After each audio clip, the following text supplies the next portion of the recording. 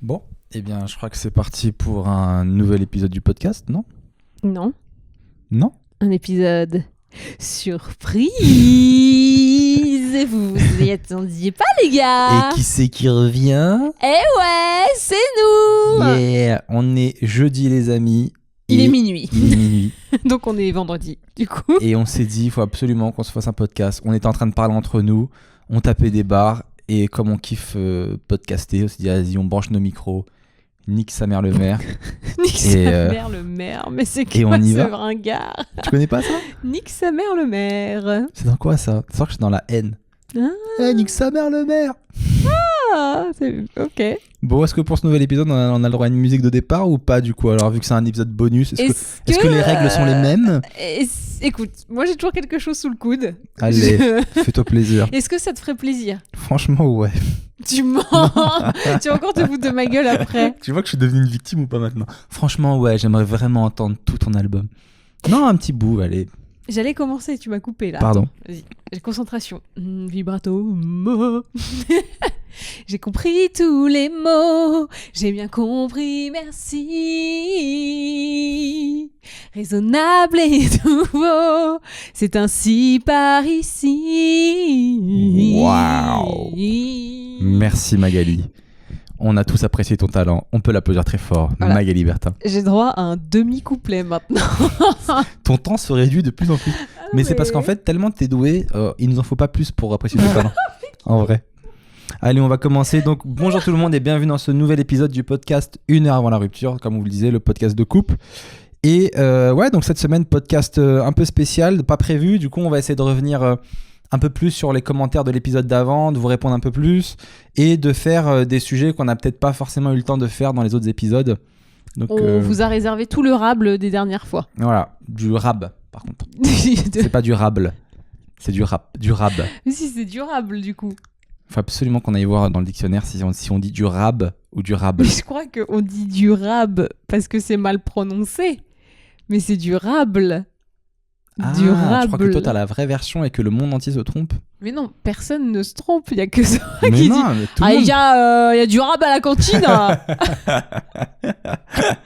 Donnez-moi du rab.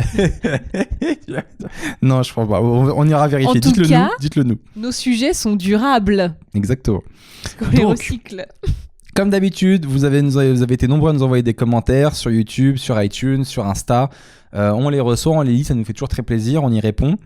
La semaine dernière, Magali était clairement bénie des dieux, parce que pour ceux qui l'ont vu, elle était vraiment dans la lumière, genre illuminée. Je sais pas si tu te rappelles ou pas. Bah ouais. T'avais un truc, t'avais une aura la semaine dernière dans le podcast. J'avais le swag, j'avais le glow. Et il y a Sandra qui a mis éblouie par cet highlight de toute beauté. Oh, merci Sandra. Et elle a eu 17 likes. C'est pas ouf, je crois que c'est toute la communauté de Magali, c'est pas possible. Mais non, je suis sûre que ta communauté est capable d'apprécier le glow. Je crois pas, non. Je crois que ma communauté, si c'est vraiment ma communauté, ne sait même pas ce que c'est que le glow. C'est quoi le glow? Bah, oh là là, c'est la radiance naturelle de la peau, laisse tomber. C'est un truc. Genre le mot, putain, la radiance naturelle de la peau. L'éclat, tu vois, tu veux le pas glow. Comprendre. L'éclat. Beau blow, en tout cas. Non, glow, pas blow. Pardon, blow, c'est autre chose. La semaine dernière, j'avais ouvert le podcast en chantant et vous avez pas apprécié mon talent. Il y a Emma, que je connais bien, qui me suit, qui m'a mis « Je t'adore Seb, mais laisse la chanson à Magali ». Merci. C'est intéressant parce que ça veut dire qu'on nie mon talent, mais on reconnaît le tien. Donc ça veut dire que finalement, je suis pas si naze que ça en chanson. Non, t'as une belle voix. C'est juste que c'est pas la bonne émission pour ça. Il faut que tu fasses un télécrochet. Je pense que je vais faire un podcast où je fais que chanter. Imagine un jour, on attend que ce podcast vraiment il grossisse et qu'il marche vraiment bien. Imagine un jour, on a vraiment beaucoup de gens qui nous suivent. Ouais. Et ben à ce moment-là, je t'envoie dans un télécrochet et on demande à tout le monde de voter pour toi. C'est totalement de la triche, mais il n'y a plus de télécrochet. Dans The Voice, il faut vraiment bien chanter, donc c'est marrant. Mais tu chantes bien, Magou. Mais non, mais pas... Non, tu sais dans quoi je te verrais? Je déteste cette émission, mais je vais t'y envoyer quand même. C'est l'émission où c'est un faux casting et après tu te retrouves à chanter devant les gens. Ça serait horrible. Ce serait génial. Ça serait horrible parce que je verrais l'autre qui fait « Ah non, on va pas la signer celle-là. » Ah, il y a Pascal Ney qui font « Elle a du talent celle-là. Elle fait des podcasts. C'est intéressant ça, les podcasts. » Non, moi non, mais les gens chantent très bien. Moi, je suis une chanteuse de karaoké. Au fond de toi, tu vas être chanteuse, ça se voit. Non, vraiment pas pour le coup. Cette semaine, on a reçu beaucoup de commentaires d'amour. Vous nous avez donné beaucoup d'amour comparé au... Parce qu'on a eu un message de haters la semaine d'avant, on en avait parlé, le fameux Harold. Harold. Le haters. C'est quoi J'ai envie de me faire tatouer son prénom sous les pieds, comme ça je le piétinerai tous les jours. C'est une belle idée. Ou sinon, ce que tu peux faire, c'est que tu te le tatoues sur le cul, comme ça, tous les jours, tu lui chies dessus. Sur l'anus, tu te tatoues Harold, et le haut, c'est l'anus, tu te mets un H, et tu lui chies dessus tous les jours. Non, tu vas trop loin. Bah, ouais, c'est Tu mon lui explication. chies dessus. On chie sur nos haters. On met une photo de lui au fond de nos toilettes. Comme ça, vraiment, tous On lui les chie jours, dessus. on lui chie dessus. Ce serait cool. Si on avait les moyens, on pourrait le faire. Je suis pas sûre. Ça coûte beaucoup d'argent, parce qu'il faut le mettre dans la fonte, tu vois. Je suis sûr que Vladimir Poutine, il a dû le faire, avec un visage de Trump. Ensuite, on a quoi? Donc on a reçu beaucoup d'amour. Donc on disait, il y a qui? On a Agnès Jérôme qui dit merci pour votre podcast. Magali, je te suis sur Beauté Blog depuis plusieurs années. Seb, je te connais grâce à votre podcast. Continuez comme ça. Marion Sorito qui dit bonjour à vous. J'apprécie de plus en plus ce podcast. Ça devient un rendez-vous quotidien. Trop cool. Et Seb, tu peux mettre du parfum Chloé, même si c'est du parfum féminin. Tu as le droit parce qu'en fait la semaine d'avant, je disais que je voulais mettre un parfum de femme, mais que j'osais pas trop, etc., etc. Et Magali m'a encouragé à accepter la part de féminité qui est en moi. Et je me disais... D'autant que tu portes régulièrement mes chaussures, donc je vois pas trop le problème. C'est super drôle. C'est faux, mais c'est super drôle. On est plus un la truc près, quoi. D'autant que tu mets mes strings, donc bon, tu peux mettre mon parfum. C'est quand même la moindre des choses. Non, mais on est vraiment super à l'aise dedans. Ensuite, il y a AG François qui a mis Sébastien, il a un TDAH. Donc j'en parle dans le podcast d'avant, trouble de l'attention et de l'hyperactivité. Et Mag, elle a un PTDR, trouble du trop bon public. Tu es trop... Il y a des gens qui disent que Magali est trop bon public. Mais c'est vrai. Moi, je pense que c'est peut-être pour ça que je l'ai choisi. Non, mais en vrai, pour un humoriste, est-ce que c'est pas la meuf parfaite d'avoir une meuf qui rigole à tes blagues? Des fois, J'imagine, il dit des trucs, c'est pas des blagues, je rigole quand même. C'est pas vrai, t'es pas si bon public que ça en vrai. Des fois, t'es dur. Non, ouais. J'ai l'impression que t'as tes têtes en fait. Un peu. Des fois, il y a ouais. des gens, ils font des bêtes de blagues, mais elles les aiment pas. Mais c'est pas drôle ça. Ah Je bon? fais, mais si, ouais. Et des fois, il y a des gars qui font des blagues toutes pourries. T'es là, t'es mort de rire. Moi, j'aime vraiment bien l'humour pourri. Hein. Plus c'est nul, plus ça me plaît. Genre les jeux de mots bidons, les contrepétries. J'ai oublié je crois que je l'ai pas sélectionné, mais on a reçu un mail d'une meuf qui est fan de toi et qui nous a envoyé plein de jeux de mots comme ça. Que dit un citron quand il parle à l'autre? Je suis pressé, ou je sais pas quoi. Je ne l'ai pas sélectionné par respect pour nos auditeurs. Non, moi je trouve ça hyper drôle. D'ailleurs, j'en ai fait un bien là cette semaine. J'ai dit vieux motard que jamais, hein. Pourquoi vieux? Et le gars il était en moto, il y avait un rapport? Non, c'est mieux vaut tard que jamais. Je sais. Mais tu switches les trucs. Et c'est que des blagues comme ça, moi, qui me font Non, mais rire. j'aime bien, mais j'aurais été trop cool si t'avais rendez-vous avec un vieux motard, tu vois. Ça va trop loin. Et il arrive à la bourre et tu vois, vieux motard que jamais. Du coup, ça serait plus adapté, tu vois. Mais bon, il faut des conditions. Il faut trouver un vieux motard, c'est voilà. sûr. Et puis qu'il arrive en retard. C'est beaucoup pour... ça arrive c'est souvent. beaucoup pour une blague, hein. Oui. La semaine dernière, je vous parlais de la Mensa. C'est un truc que j'avais découvert. En fait, il y avait donc des gens qui écoutent le podcast qui disaient peut-être que t'es surdoué, etc. Et du coup, la Mensa, c'est un groupe qui gère des enfants, ou des gens surdoués, pardon, pas des enfants. Et ils vous font faire un pré-test pour savoir si vous êtes surdoué ou pas. Et après, tu vas là-bas et tu fais le vrai test. Et dans le pré-test, ça avait confirmé ma théorie. J'étais pile à la limite. Donc, je suis vraiment le plus con des surdoués. C'était ma théorie. Et c'était ce que je pense de moi. C'est-à-dire que je suis pas un génie, mais je suis à l'entrée d'être intelligent. Tu vois. Et du coup, je vous incitais tous à le faire. T'es passé à ça de... Ah, c'est ça. Mais toi, je voulais trop que tu le fasses et t'as pas eu le temps de le faire et ça me saoule. Toi, je suis sûr que t'es meilleur que moi. En gros, c'est sur 40. J'ai un problème dans mon micro, je suis désolée, j'ai l'air débile depuis tout à l'heure. Pas de souci. Il faut... Voilà, pardon. En gros, c'est sur 40, donc il y a 40 questions. Et moi, j'avais eu 30 bonnes réponses. Donc, c'était vraiment la limite. Et après, entre 32, tu commences à être bien intelligent. 34, t'es vraiment bien. Et 37, t'es un génie, quoi. Toi, je suis sûr que tu vas avoir 34. Ah ouais, pas 37. Non. Si t'étais si intelligente que ça, tu serais pas avec moi. Oh, mais... Ah, mais vous avez vu encore le dénigrement permanent du gars. Tu dois avoir un bon 34, je pense. J'ai l'impression que tu parles de soutif. Elle fait un bon 34, elle. Hein. Et du coup, j'incitais tous les gens qui nous suivent à faire le test.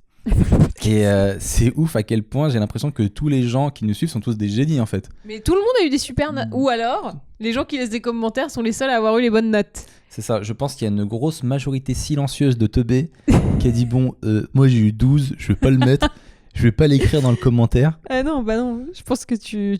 Mais il y a quelqu'un qui a eu 29 qui l'a mis quand même. Je trouve que déjà ce qui est intéressant c'est que dans vos commentaires, les gens qui ont eu plus de 30 à ce truc, qui ont bien réussi l'examen, je trouve qu'ils se la racontaient tous plus ou moins. Ça manque un petit peu d'humilité. Tu vois, par exemple, comme toi un peu. Moi j'ai eu 30, je dis que je suis le plus con des surdoués. T'es quand même surdoué. Non, je suis pas surdoué, je suis sûr que non. Mais il y a Abby Buck qui a mis. C'est juste doué. Exactement. Qui a mis j'ai fait le pré-test de la Mensa et j'ai eu 34, c'est cool, enfin je crois. Ça me sert strictement à rien, mais ça m'a occupé 25 minutes après votre podcast. Alors, ce truc-là, j'ai eu 34, c'est cool, enfin je crois. Je trouve que c'est tellement un petit peu genre de la fausse humilité. Ça m'a occupé 25 minutes après votre podcast. Genre moi, il m'a fallu 40 minutes pour avoir 30. Mais non, ça veut dire que ça va pas changer sa vie et puis voilà. Tu trouves pas que c'est une manière de... Non. Ok. T'as pas l'habitude des gens qui se la racontent. Non mais c'est pas se la raconter, c'est accepter Ok. ses qualités intellectuelles. Un autre commentaire. Biad Amin qui a mis hello, moi j'ai eu 34 au test, mais peut-être que j'ai eu de la chance sur certaines questions. Oh putain les gars, dites-nous la vérité, vous êtes intelligents et on est cons, c'est tout. Non mais arrêtez de trouver des trucs genre ouais j'ai eu de la chance, ouais c'est vraiment de la merde leur truc. Alors tout à l'heure tu en as parlé aussi, il y a Moussine, alors, lui je le kiffe, il a mis moi j'ai fait le test, j'ai eu 31 bonnes réponses, ouais, je suis du même avis que Seb, je crois que je fais partie des plus cons des surdoués. J'aimerais bien qu'on trouve un nom pour notre groupe, les presque surdoués. Tu sais, on est devant la ligne. Ils ont failli quoi. C'est ça, on est devant la ligne mais on franchit pas quoi.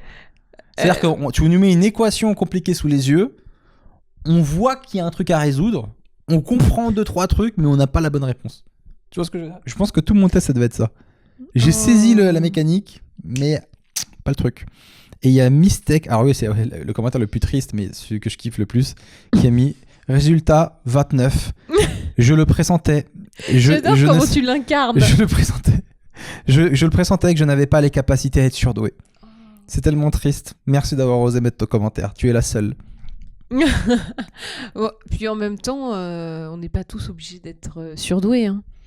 Non, mais bah ouais. En vrai, on s'en branle quoi. Du moment qu'on n'est pas trop con. Et encore, même les gens très bêtes, ils s'en rendent même pas compte qu'ils sont très bêtes. Donc au final. C'est ça. Et je crois que j'avais lu une étude comme quoi les gens les plus intelligents c'était les plus déprimés. Je suis persuadé. Je suis totalement persuadé. Bah moi je suis un peu dubitatif parce que je suis plutôt heureuse dans la vie. Mais toi, Est-ce que ça veut dire que je suis con ? Toi, Magou, t'es une énigme pour la science.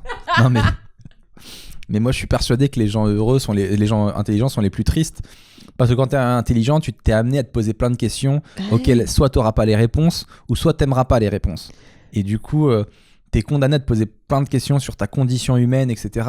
Le rapport à la mort. Et au final, ben, tu bades quoi qu'il arrive. Alors que les teubés, ils se disent « Oh, une balle !» Et ils sont heureux, tu vois. Tiens, j'ai chié.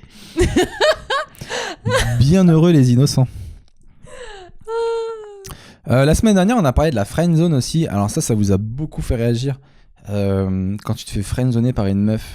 Alors rappelons ce qu'est la friendzone. C'est quand t'es un mec ou une meuf.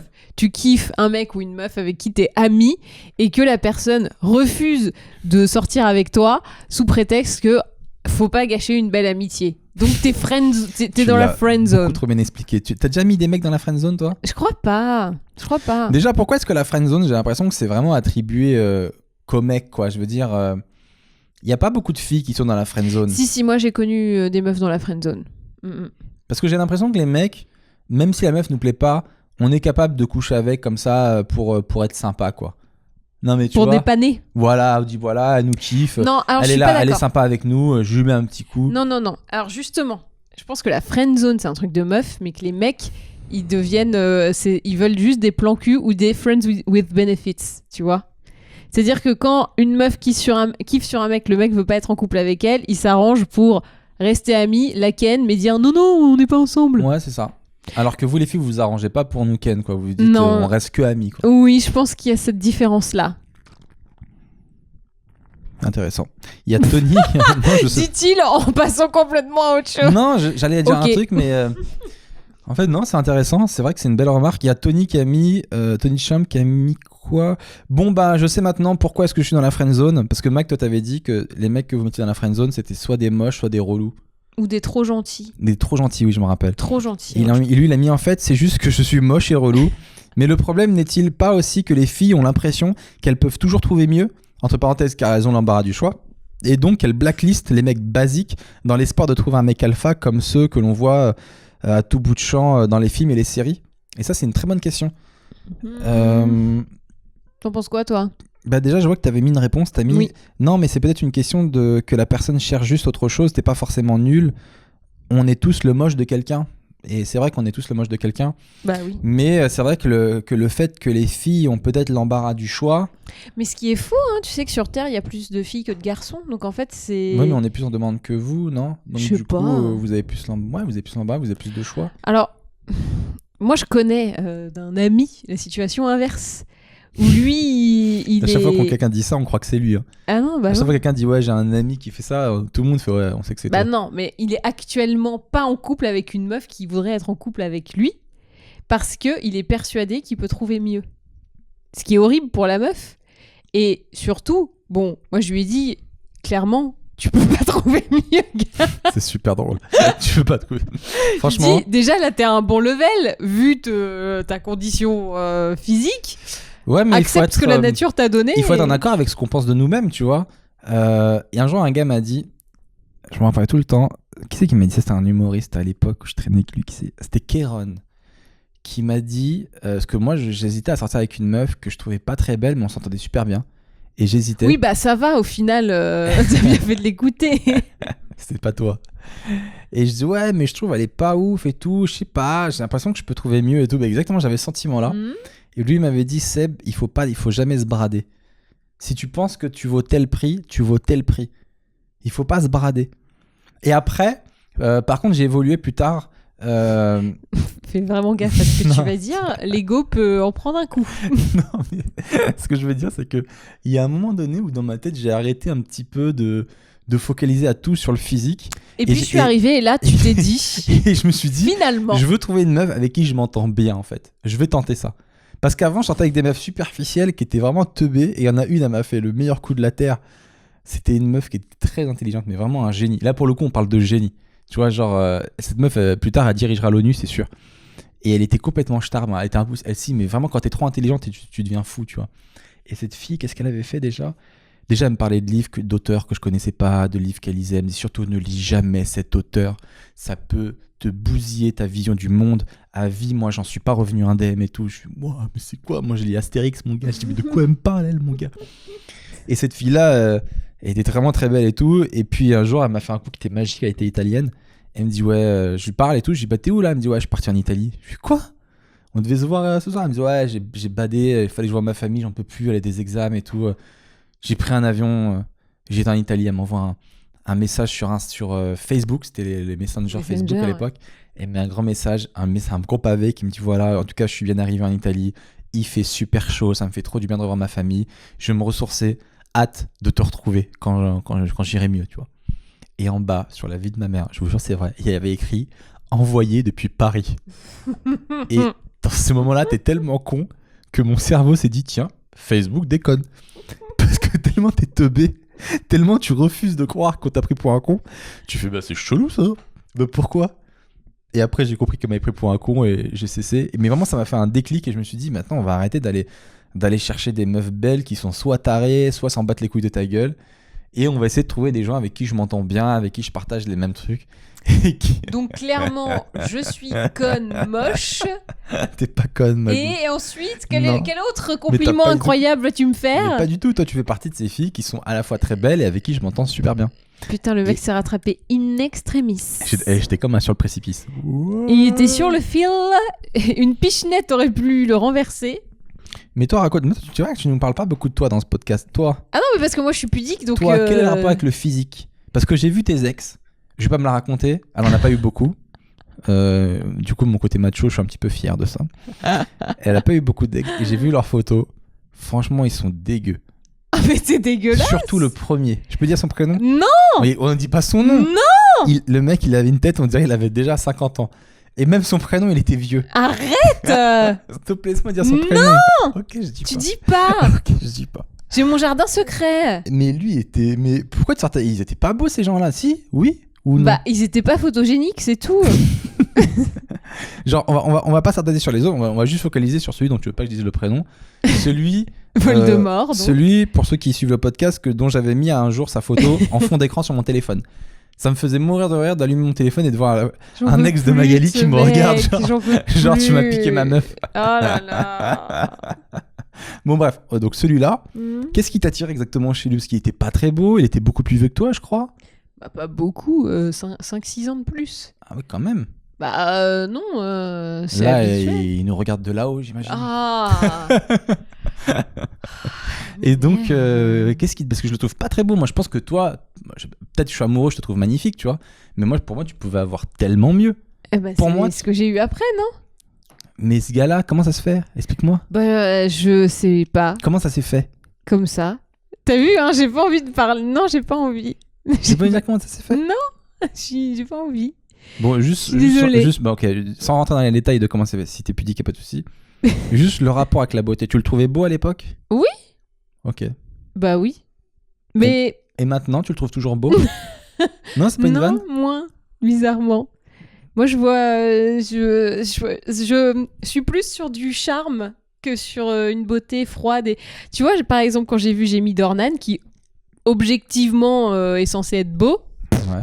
Ça m'a fait que dalle, quoi. Genre, j'étais même pas un peu gênée, un peu genre, un peu midinette. Okay. Mais James Franco, tu le connais pas et pourtant tu le trouves super beau.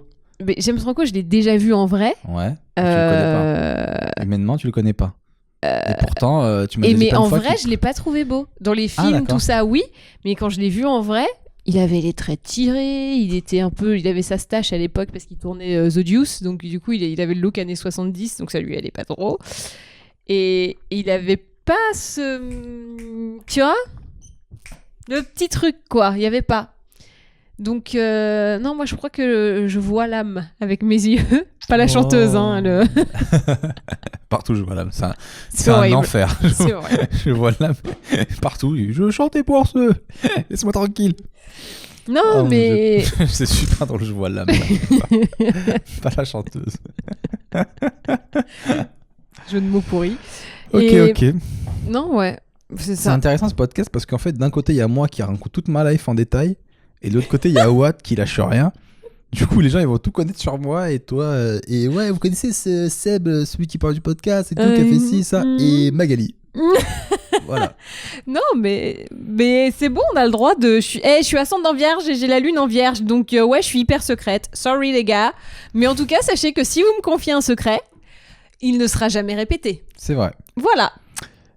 Sur la friendzone, il y a Linda Camino qui est une habitude du podcast qui a mis un truc que j'ai trouvé très pertinent. Qui a mis quant à la friendzone, c'est un concept sexiste qui suppose que parce qu'un mec est gentil, on lui doit des relations sexuelles, comme si être ami avec une femme c'était dégradant et de moindre valeur que de la sauter. Il n'y a pas de friendzone, on ne décide pas ce mec est trop gentil, c'est une lavette, je vais le friendzoner. On est ami avec un mec, mais il ne nous plaît pas. On ne lui doit aucun upgrade de la relation sous prétexte que lui en a envie. Et justement, oui, un mec qui trouve que notre amitié ne vaut pas de rester fait mieux de se casser, il ne la mérite pas. Elle est dure, elle. Hein. Alors elle, les gars... Oui, mais elle a pas 100%. Quand t'es friendzone, hein. Pour sortir de là, elle te met un cadenas. Je vois pas comment tu peux faire. Quoi? Parce que mon amitié vaut pas le coup, c'est ça? Parce que nous, généralement, ce que je disais dans le podcast d'avant, c'est que les mecs, quand on est friendzoné, on a une technique qu'on utilise souvent, c'est l'ultimatum, c'est de dire... Écoute, si tu veux pas qu'on sorte ensemble, on restera pas amis. Tu vois, moi c'est ma technique parce que mon amitié elle a de la valeur, des potes j'en ai. Moi je suis pas là pour chercher des amis. Et elle dit clairement ah ouais, si tu veux pas de mon amitié, bah casse-toi. Pardon, donc ma technique mais n'aurait pas du tout marché avec elle. Non, franchement, elle aurait eu raison. Je suis un peu d'accord avec elle sur le principe général. Après, la formulation est peut-être un petit peu... va faire bondir certains haroldesques. Mais ouais, sur le fond, elle a raison, en fait. C'est intéressant quand t'as dit oui, c'est pas parce que un mec est gentil qu'on doit le sucer, quoi. En gros, c'est ça, oui, évidemment. Ça. En vrai, si, non? Non. C'est un mec qui est sympa. Non. Ok. Ah, et c'est marrant que tu disais tout à l'heure, ouais, il y a pas de meuf dans la friendzone. Bah ouais, en fait, c'est le patriarcat. Oh, une fois de plus, il est partout. Oh putain, on est ras-le-bol de ce patriarcat. Je crois que je vais un jour acheter une île et ça sera le matriarcat là-bas. Et on appellera ça le paradis. Non, on appellera ça H&M. C'est déjà le matriarcat là-bas. Non, je pense pas. Ouais, elle a raison. Et alors là, donc, suite aux commentaires de Linda Camino, il y a une grosse réponse de Christophe Loguin. Et lui, on sent vraiment le gars qu'on avait gros sur la patate. On sent le mec qui a été friendzoné. Christophe, je suis tout cœur avec toi. Tu vas trouver la clé à un moment donné. Il a mis en réponse à son commentaire, si une femme nous intéresse vraiment, elle nous intéresse au-delà du sexe. On ne joue pas au gentil pour mériter du sexe. Et ce n'est pas parce qu'on ne peut pas coucher avec vous qu'on refuse d'aller plus loin dans une forme d'amitié qui peut être malsaine.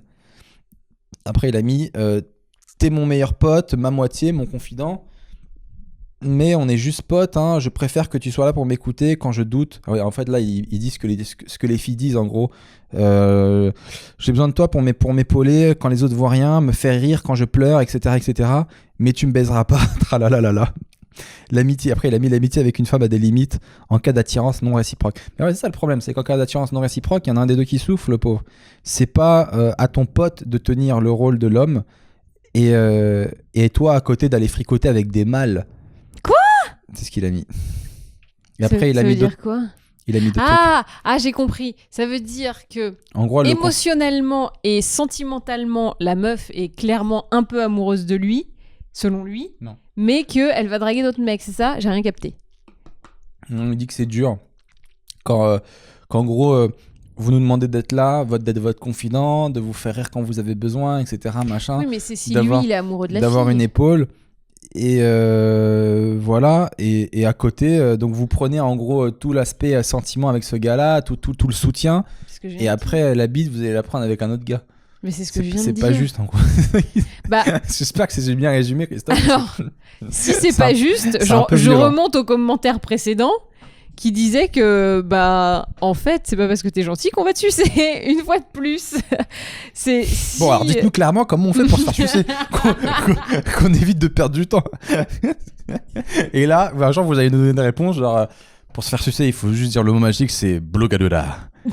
Tu vois. Et du jour au lendemain, il n'y a plus aucun mec qui est gentil sur Terre. Il faut être... on découvre que tout le monde était gentil. Il faut être gentil, pour pouvoir se faire sucer. Et plaire à la fille, et avoir le petit truc, et le petit charme, et le machin, quoi. Enfin, je sais pas, merde. Faut pas être juste gentil. Enfin, je sais pas, moi j'ai des amis garçons, s'ils me demandent de les sucer, je vais être là genre, non, en fait, jamais. C'est bien, tu me Même rassures. les plus gentils. En plus, on a déjà répété des phrases pour ça. Si on te demande de sucer, qu'est-ce que tu dis ? Non, je ne suce pas, car j'ai déjà un copain qui s'appelle Sébastien Mélia, que j'aime à la folie. Voilà son numéro si vous voulez le contacter. On a déjà répété ces phrases plein de fois. Mais non, mais ça voudrait dire que ce mec il croit pas à l'amitié homme-femme, en fait, et il croit que l'amitié homme-femme c'est qu'une étape vers le cul. L'amitié homme-femme c'est possible s'il n'y a pas d'attirance des deux côtés. Voilà, clairement. Et s'il y a une attirance des deux côtés, s'il y en a un des deux qui est attiré, c'est triste. On finit juste avec la friendzone, qu'on a fait un peu long, avec le commentaire d'Anthony. Alors, je suis tout cœur avec lui. Soutien, Anthony. Anthony, il a mis... Cœur. Sur le débat de la friendzone, je suis convaincu que c'est un mythe, sauf quand il y a un rejet physique de la personne. À titre personnel, malgré avoir été explicite et clair sur mes sentiments et mon ambition d'avoir une relation avec mademoiselle, celle-ci me considère pour le moment comme un ami. Seulement, à force de parler avec elle et de connaître sa vie sur le bout des doigts, je me suis permis de lui rappeler que son ex était avant son meilleur pote. Pour qu'une relation soit solide et durable, je pense qu'il faut d'abord créer un lien d'amitié très étroit et très complémentaire, et qu'en effet, un beau couple doit aussi être des meilleurs amis. Donc, affaire à suivre, work in progress. PS, podcast et duo toujours au top, vous faites partie de ma journée du dimanche désormais, après le jour du Seigneur. Mec, je suis de tout cœur avec toi. Donc là, lui, il est clairement sur un plan, il est clairement en attaque. Il est clairement en train de faire une strat là. Il nous avait montré qu'il a une stratégie établie de connaître la vie de la fille par cœur, devenir son ami, etc. Et gars, je suis tout cœur avec toi, sincèrement. Il faut absolument que tu nous laisses des commentaires si t'arrives. Tiens-nous au courant sur l'avancée, quoi. Mec, on est avec toi. La pécho. J'espère qu'elle n'écoute pas le podcast, par contre. Ça va. Parce que là, tout sera dévoilé, en fait. On change de sujet. La semaine dernière, on était... donc ça vous a beaucoup fait réagir. On avait parlé d'un haters. On avait notre premier haters qui avait envoyé un message et qui s'appelait Harold ou Arnold, je sais même plus, qui disait qu'en gros, c'était plutôt sympa pour moi. En gros, il m'apportait du soutien parce que il voyait que je perdais ma personnalité au fur et à mesure. Magali gagnait du terrain et que je devenais un peu une sous-merde en gros parce que... Mais tellement pas, en Parce plus. que je la laissais, je commençais à m'agace faire le encore. ménage, je commençais à faire des trucs, etc. Et lui il m'a dit Seb, ressaisis-toi, t'es un homme, te laisse pas marcher dessus, etc. En fait, Et en t'es juste gros- devenu un adulte. Exactement. Mais lui, je pense qu'il y a des problèmes de virilité. Et puis t'inquiète pas, hein, je la laisse pas me cracher dessus la nuit. Et s'il y a des trucs sur lesquels je suis pas content, je joue encore ma bouche. Je sais taper du poing quand je suis pas Et content. des fois, il secoue le doigt, il fait hein Magou, Tu vas pas dire ça comme ça hein. Et puis, Hein c'est fini maintenant, le hein bon, Bon, je retourne faire le repassage. c'est drôle. Et donc lui, il a beaucoup fait réagir. Donc il y a Camille Loupable qui a mis d'accord avec Seb, don't feed the troll. Parce qu'en fait, j'avais dit qu'il fallait pas en parler. Magali, elle voulait à tout pas en parler parce elle avait été blessée et elle m'avait reproché de pas assez l'avoir défendue. Tout à fait. Et il faut pas en parler en fait parce qu'effectivement, donc là, j'applique pas du tout mon conseil, mais je m'en bats les couilles. Ensuite, il y a Ludivine qui dit: je suis d'accord avec Magali, tu n'es pas un homme faible, mais un homme intelligent. Il n'y a que les cons qui ne savent pas changer d'avis et se remettre en question. Et les personnes comme Arnold ne sont que peur du changement. Ça ne démontre pas une grande intelligence. Le mec, il doit être taureau, je pense. Oh mon dieu, mais toi, tu vas finir astrologue. Non, mais les taureaux, ils ont peur du changement. Et en plus, il doit être ascendant taureau. Taureau, ascendant taureau. Bam Arnold William qui a mis: salut. Ce Arnold a cannibalisé votre podcast de cette semaine. Absolument pas d'accord avec lui. Un réel plaisir de vous écouter. Je me reconnais dans tes névroses, Seb. Team Seb à fond. Mais je kiffe le rire de Mag. Signé un Arnold. Entre parenthèses, dégoûté qu'un seul suffit à salir un si beau prénom. Non, On mais il y embrasse tous les avait, autres Arnold qui nous ouais, écoutent. dont Arnold Schwarzenegger, Voilà. qui je pense est notre plus grand fan. Oh, on parle pas. Le nombre de fois où il met pause et il dit I'll be back pour écouter la fin. C'est pas possible. William, qu'est-ce qu'il dit? Quoi? Mais ce Arnold, ce mec typique du faible qui rassure sa virilité avec son machisme de comptoir, à mon avis, il est pas prêt de rendre une femme heureuse. Et pour faire ce genre de com, sûrement trop frustré pour être lui-même amoureux et comprendre que faire des efforts pour sa copine, c'est juste de l'amour. Et mec, je suis totalement d'accord avec toi. Ça, Oui. c'est un vrai mec. Il y a rien de faible là-dedans. C'est vrai qu'un vrai homme, c'est un homme qui est capable de rendre sa femme heureuse et de tout faire pour son couple, en fait. C'est pas l'image Ou son qu'on- mec, hein, c'est ça pas l'image dépend qu'on nous enseigne à l'école ou qu'on nous montre, mais je crois que quand on grandit, on découvre que c'est ça en fait. Mag, même si ta pudeur fait que tu extériorises moins, on comprend bien maintenant que tu y tiens à ton sébichou. C'est bichon. Il faut pas que tu m'appelles comme ça, Magou. Faut pas que ça devienne mon surnom. Bah, c'est ton surnom, mais c'est tellement ton surnom. Par contre, je vous préviens, il y a que moi qui a le droit de l'appeler comme ça. Hein. Si dans la rue on m'appelle sébichon, je pète un câble. Moi aussi. C'est moi qui t'a... trouvez vos propres surnoms, les gars. Vous avez pas besoin de moi pour trouver des surnoms ridicules. C'est Et- bichatte, ça, vous pouvez y aller sur Arrête. ces bichattes. Et on finit avec Christian qui a mis un bête de commentaire, une référence à Rick et Morty. Vous connaissez cette série ou pas? Je suis fan de Sur Rick. Netflix. Je suis fan de Rick et Un dessin Morty, animé. c'est du génie.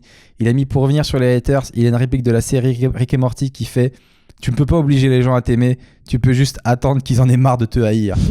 Team Jean Sebali. Et je trouve que c'est génial. On peut rien faire. Tu vois, Arnold, Non, on le convaincra pas. on n'a pas les mêmes principes. Voilà, moi je pense qu'il se trompe, que c'est pas ça être un homme. Lui, il me regarde, il se dit bon, il a perdu ses couilles. On sera jamais d'accord. Non. Et ce qui est intéressant, c'est que moi aussi j'ai mon haters maintenant. Yeah, j'ai reçu un message de haters. Faut absolument que je Mais vous raconte. comment est-ce possible de te hater? Ah, bah c'est largement possible. Ah bon? Donc j'y réponds pour dire comme ça fait un partout avec Mag. D'accord. Mais après, on calcule plus les haters parce que vraiment, c'est la porte ouverte. Et puis de toute façon, c'est pas l'énergie qu'on a envie de donner, quoi. Non. Mais moi, j'ai eu un message de haters cette semaine qui dit: Blog Admin, je suis mal à l'aise pour Mag qui s'en prend plein la face. Une question au passage. Écoutez bien la violence du gars.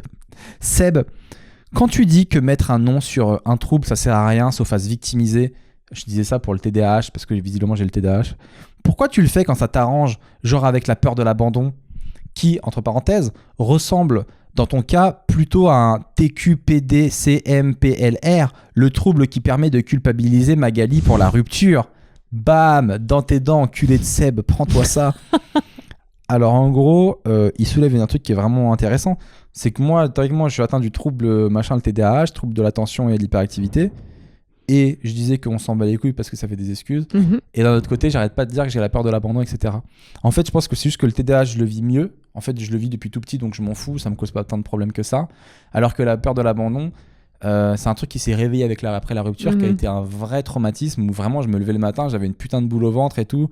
Donc j'en parlais et je te le disais pour que toi tu puisses me comprendre et que tu puisses comprendre que si je suis comme ça, c'est pas que j'ai envie de t'embêter. Si tu me demandes de te laisser respirer et que j'arrive pas, c'est que juste que je peux pas en fait. Bah donc en fait tu viens de comprendre pourquoi il faut mettre des noms sur les troubles. C'est quand ça gêne les autres autour de toi. Quand ça te gêne toi plutôt. Non, quand ça gêne aussi les autres autour de toi, pour justifier un comportement qui peut être Parce gênant. que le TDAH, ça gêne sûrement des gens autour de moi. Il y a sûrement des gens qu'on en marre de... Et pourtant, je m'en bats les couilles. Et après, il a mis, entre parenthèses, PS, il a pas fini. Et le j'upgrade ta vie, parce que j'ai toujours un Mac qui j'upgrade sa vie, et c'est vrai, j'ai upgradé sa vie. Non. Fait aussi penser au syndrome du sauveur, en fait. Mac, tu devrais le remercier intensément à chaque épisode. Il upgrade ta vie, meuf. Tu t'en rends compte? Putain, c'est gênant, je vous dis.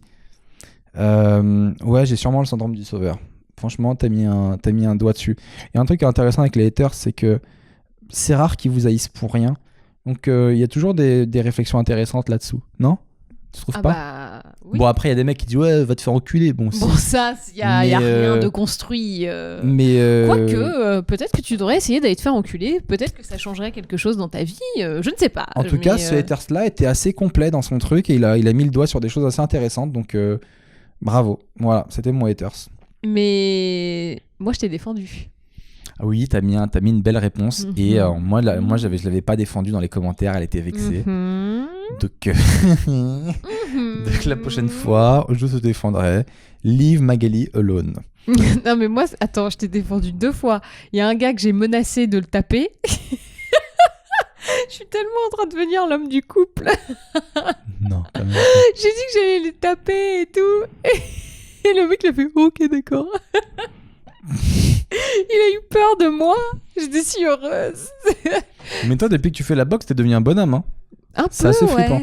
Ouais, mais parce que maintenant, je vais pas dire que je sais me défendre, mais je crois que je sais me défendre. Moi, c'est ce qui me fait le plus peur. Ben, parce qu'avant, s'il y avait un danger, tu serais parti en j'aurais courant. Couru. Et là, maintenant, comme une teubée, tu veux, je fais de la boxe et tu vas juste te faire allonger. Grave. Et c'est ça qui me fait le plus peur. Non, parce que je fais aussi de la course. Je te vois trop faire « Hey, tu la laisses, d'accord?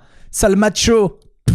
Une femme fait tabasser en pleine rue, visiblement. En bas de l'immeuble de glamour.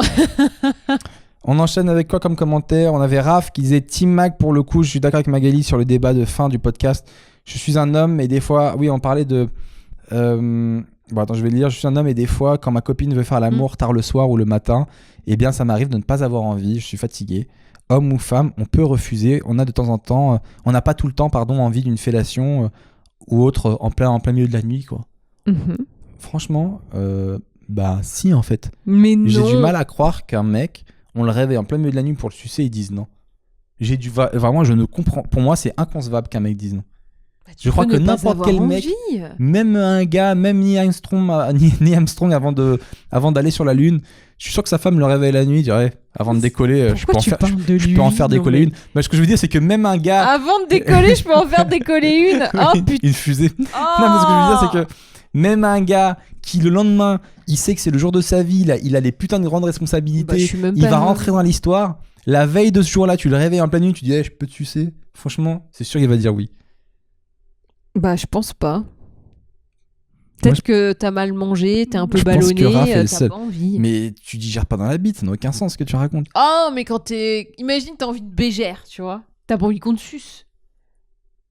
T'es pas bien, t'es ballonné, t'as mal au crâne. À moins d'être très court, sur pattes, que tu vomis en c'est quand même.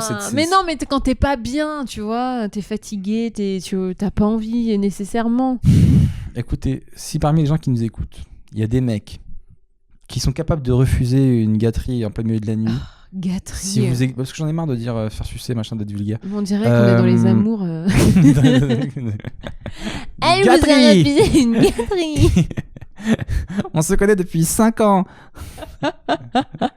Voilà, dites-le nous parce que je crois pas que ce genre de personne existe. Hein. Je crois que Raph, tu dois être tout seul sur Terre. Non, bah moi je pense pas. Et on va faire un vote. En fait, on va mettre un commentaire et vous ferez pouce rouge si vous avez toujours envie et pouce vert si vous n'avez pas toujours envie. Et comme ça, on verra combien de pouces on se met. Là où tu penses. Désolée, il est minuit et demi. Je commence à dire n'importe quoi. Par mail, on avait reçu aussi un mail que je trouvais vachement intéressant. C'était sur le débat, je crois, du corps de la femme. En fait, dans le podcast d'avant, on avait parlé du corps de la femme qui était utilisé. Voilà, je me souviens, c'est qu'en fait, toi, tu avais été à un cours de sport. Oui. Et il y avait des hommes qui étaient venus en t-shirt et qui vous arrosaient, des hommes un peu bien foutus. Et tu disais, ouais, mais c'est quoi Moi, j'aime pas. C'est des hommes objets, on se sert du corps de l'homme, etc. Et tu avais dit, c'est pareil pour les femmes qu'on retrouve sur le salon de l'auto. Elle nous a envoyé un mec qui était assez intéressant, je ne me rappelle plus de son nom, mais elle a mis bonjour Mag et Seb, je crois que c'est Deb, elle s'appelle. Après avoir découvert Seb grâce à la magie des propositions YouTube, j'ai été ensuite charmé par votre podcast. Et moi aussi, le poulet au caca m'a fait mourir de rire dans les transports, j'en rigole en l'écrivant. La base du féminisme, c'est la liberté, non ? Alors pourquoi des femmes ou des hommes, dans ton cas, ne pourraient pas utiliser leur corps, leur image pour gagner de l'argent ? C'est vrai ? Il y a un truc en France qui me sidère un peu, c'est les gens qui parlent pour les autres. Sous prétexte qu'une majorité pense quelque chose, on veut empêcher une minorité de faire certaines choses.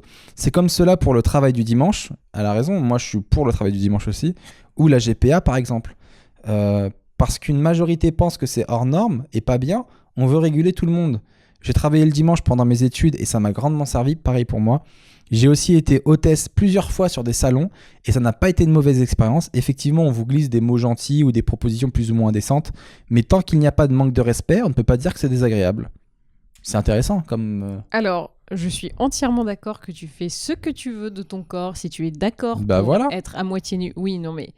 En fait, le problème, pourquoi vous nous cassez les couilles, vous les gonzesses ? Ce à quoi te réduisent le regard de certains mecs sur le salon de l'auto. C'est ça le problème. C'est que ça te réduit... Mais c'est un problème pour toi, pas pour les meufs qui le font.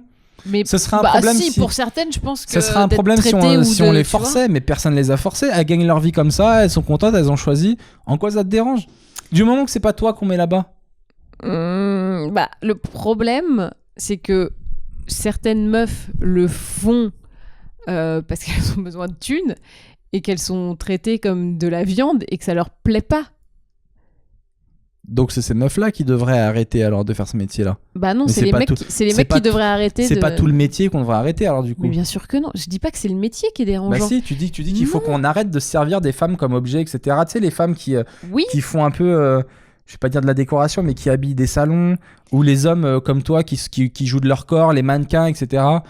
Tu dis qu'il faut arrêter ça parce qu'on utilise le corps, etc. Mais ce qui me dérange, si eux sont d'accord avec ça, pourquoi est-ce qu'on leur interdit ? Ce qui me dérange, c'est plus les réactions des autres gens. Que eux, tu vois, que les mecs, ils nous pchitent, machin et tout. Moi, ils avaient vu direct que ça me gênait et tout. Et donc, du coup, ils m'ont pas du tout pchité ou quoi, comme les autres le faisaient. Les autres, elles étaient là, genre, ah là là, ils sont trop beaux et tout. Et moi, pas du tout. Ça me gênait vraiment. Et les mecs l'ont vu. Ouais. Et ils étaient là, oh, mais c'est mignon, bah merci, écoute. Et j'ai vu que ça les avait un peu touchés. Ça les a plus vexés, moi je pense. En tant que mec, pas du tout. Ils étaient un peu touchés que je sois pas donf sur leurs grands muscles, leurs machins, et que juste, c'était pas mon délire. Et ils me pchitaient, mais tu vois, autrement. Et du coup, c'était plus rigolo en vrai. Et je pense que c'est les réactions des gens qui me choquent plus que le fait que eux se mettent en. S'ils avaient envie de se mettre à poil pour danser dans des cages en boîte. Mais très bien, il y en a qui adorent ça, c'est super. Mais pourquoi est-ce que sous prétexte qu'une majorité trouve ça pas moralement acceptable, on devrait interdire une minorité... Laisse-moi finir, on devrait interdire une minorité de le faire. C'est pas la morale qui me gêne, c'est la réaction des gens. Oui, bah ok. Et pourquoi donc si eux ça les dérange pas, pourquoi est-ce qu'on devrait arrêter ? Bah si ça les dérange pas, ça les dérange pas, mais je pense qu'il y en a que ça dérange en vrai. D'où ma réflexion. Et moi, ça me dérange de voir des gens qui traitent des meufs comme si c'était de la bidoche. Après, il y en a qui sont très gentils, très respectueux et qui vont pas mettre des mots aux fesses. Mais le problème, c'est qu'il y en a qui mettent des mots aux fesses. Et c'est plus l'éducation des mecs qu'il faut changer. Ou des meufs qui vont mettre les mains aux fesses également. Oui, c'est plutôt les fesses qu'il faut totalement revoir. Cachez mieux vos fesses, qu'est-ce que je vous dise ? En fait, c'est pas la vraie solution de cacher les fesses. Non, mettre des mains aux fesses, c'est d'éduquer les mecs. Oui, ou les vrai. meufs qui mettent des mains aux fesses non désirées.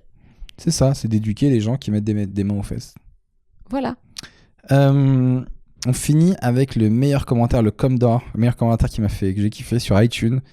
Il y a Biduf qui a mis « Je vous connaissais séparément, mais alors ensemble, c'est juste 2 fois meilleur. Seb, je te souhaite une carrière exceptionnelle et Mag, t'es déjà exceptionnel. » Oh, c'est gentil. Merci à toi. Je suis déjà exceptionnel. Donc, on a dit que cette semaine, comme c'est un podcast surprise, on allait parler des trucs qu'on n'avait pas eu le temps d'aborder la semaine d'avant. Qu'est-ce qu'on a fait ? Moi, il y a un truc que je vous ai raconté. C'est quoi ? Oui, c'est qu'on s'est acheté la même paire de baskets. Et du coup, on est devenus, faut que je vous raconte, on est devenus ce genre de couple qui portons les mêmes vêtements. On a été encore plus des canards que ça. On s'est offert mutuellement la même paire de baskets. Oh mon Dieu, j'avais pas réalisé ça. C'est un fait aggravant. C'est un fait aggravant. T'as vu ou pas ? Mais c'est bon signe parce que dans la société, le mimétisme est un très bon signe généralement. Ah bon ? Ouais. T'as jamais remarqué ? En fait, on mime inconsciemment l'autre. Ça veut dire qu'on s'associe à l'autre. Bien, ouais. Pareil dans une conversation. Si par exemple vous avez tendance à croiser les bras, vous parlez à quelqu'un et que la personne en face croise les bras aussi, c'est signe que la personne est en accord avec vous et fait qu'en tout cas qu'elle vous écoute, qu'elle est là quoi. Le mimétisme est très révélateur de plein de choses. Regarde, des fois, par exemple, tu t'assois quelque part, tu vas prendre une position des jambes, tu sais pas, peut-être un peu particulière, peut-être la jambe gauche par-dessus, et puis à côté, t'as quelqu'un qui va venir. Et puis, alors là, on va dire que ça marche pas. Que tu connais. Moi, j'ai les jambes croisées. Tu vas mettre la jambe pareil, tu vois. Ouais. Et ben, tu sais que tu portes de l'attention à cette personne. Tu l'intrigues ou en tout cas, il y a un truc. C'est rarement le hasard. Ou si elle repasse souvent la main dans les cheveux et que toi tu te mets à faire pareil, ça veut dire que tu fais du mimétisme. Non, ça vous avez des poux, ça. Ah merde. Et donc ouais, c'est intéressant de voir. Alors pareil, il y a aussi un autre mimétisme qui est assez intéressant, mais j'ai pas d'explication à ça par contre. J'ai remarqué que souvent les maîtres ressemblaient à leur animal. Oui, mais alors moi je suis entièrement d'accord avec ça. Et c'est assez fou. Non mais alors surtout les hommes et les chiens, je trouve. Parce que pas trop les chats. On n'a jamais vu quelqu'un qui a une tête qui ressemble à son chat. Moi je trouve que je ressemble à mon chat. Je trouve que je ressemble un peu à Jean-Jacques. Écoute, maintenant que tu me le dis. Avec le nez un peu long comme ça là. Si, un peu. Puis c'est vrai que t'as le teint un peu jaune, hein, en vrai. Je sais pas si c'est le maquillage ou pas, mais Jean-Jacques est un chat jaune, un chat roux. T'as la même coloration. Non, mais je trouve qu'il y a un truc. C'est-à-dire que je crois que faudrait qu'on fasse un jeu à la télé. Oh, je viens d'avoir une idée de jeu télé. Allez, tu sais, comme là dans C8, il y a le truc où tu dois réassembler les couples. Ouais. Et couple ou pas couple. Et là, tu dois réassembler l'animal et son maître. Ce serait super. Surtout que t'auras un mec balèze avec un tout petit chien et tout. Oh, mais ça serait génial.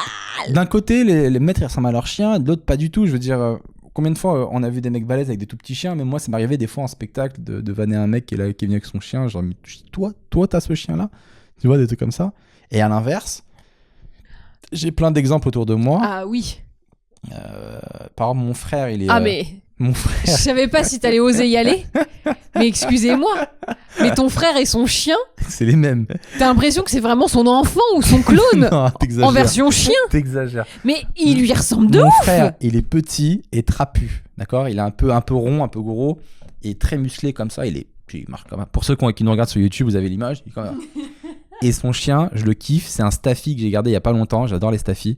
Et c'est un Staffy, comment vous expliquer les Staffy ? Généralement, c'est des petits chiens qui sont assez balèzes quand même, d'accord ? Très musclés. C'est des molosses. Mais ce qu'il faut savoir, c'est que le chien de Gaël est exceptionnellement musclé.